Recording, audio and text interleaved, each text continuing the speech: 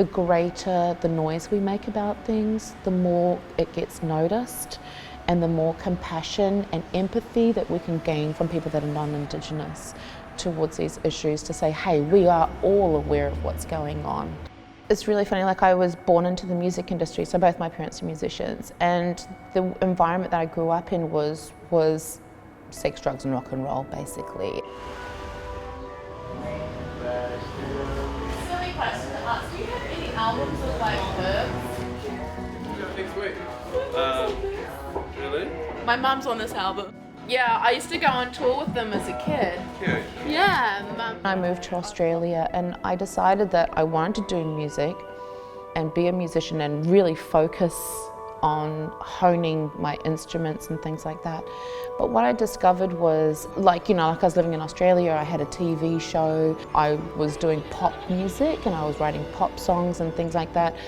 But I tell you what, it really didn't work for me. And I think it didn't work for me because I wasn't being true to who I was. I was trying to be something that I wasn't, which is what you do when you're young, you're testing out things in the world. And then I went through a process where I joined a group who asked me to sing some Māori songs. And I was like, why? I didn't understand it. And then every time I sang in Māori, everyone celebrated that. I was just like, hey, this is just like what you grow up with as a kid. It's like it's not something that you use to publicise or share with the rest of the world. It was just something very personal that I grew up with. Then I realised, well, you know what? I grew up on a marae. I grew up into our Māori. It is who I am. What's stopping me from being that?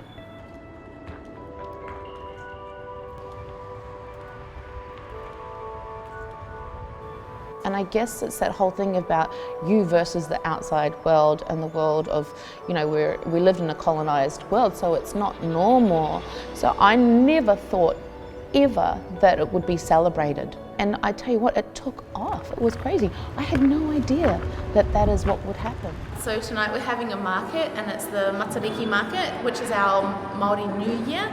And we're going to have plenty of people here with goods and things and music, live music, and I'm going to be performing. When I realised it was okay to be different, that's when people started celebrating what I was and who I was. Because it's just like, we spend our whole childhood trying to be like everybody else, trying to be cool. How do I fit in? And now I find myself, how do I fit out of that?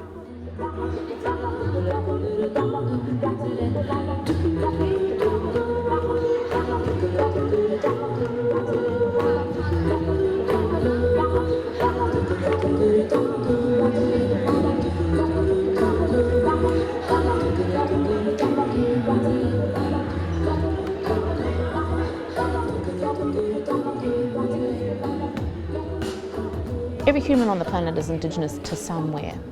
Indigenous people globally have around about 200 to 500 years worth of healing to do to get back to their Indigenousness, which is being in symbiosis with nature and our natural selves. And I think with people who've moved from their countries and are part of a colonial lineage, they have thousands of years of being disconnected from their Indigenousness.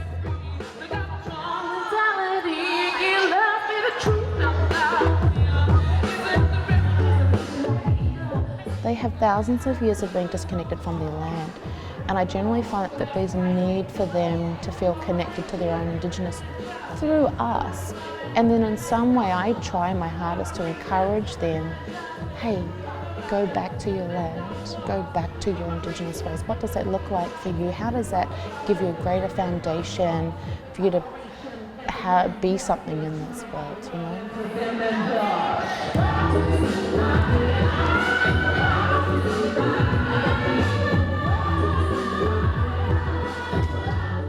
I really think, like for any artist or any young up and coming artist, it's like if you can find your authenticity, that's your power.